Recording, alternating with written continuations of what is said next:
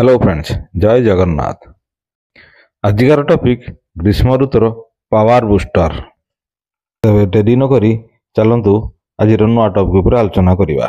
प्रतिदिन सेवन करने द्वारा दूर होता है यह सब शारीरिक समस्या। प्रतिदिन सेवन करने द्वारा दूर होता है यह सब शारीरिक समस्या।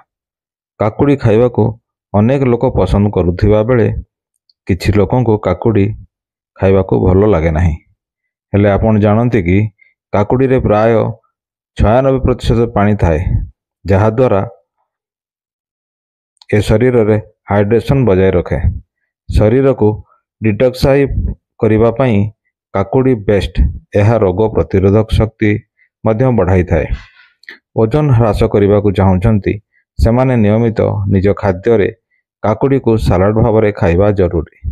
काकुड़ी रे थिबा विटामिन सी और बीटा कैरोटीन भली महत्वपूर्ण एंटीऑक्सीडेंट शरीर रोग प्रतिरोधक क्षमता वृद्धि करिथाए, जहाद्वारा आमे विभिन्न संक्रमण ठारू दूरे रही थाउ। काकुड़ी रे पर्याप्त मात्रा रे सिलिका रही।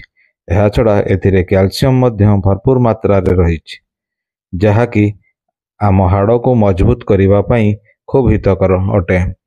तेणु हाड़ को सुस्थ रखापी नियमित काकुड़ी सेवन करंतु।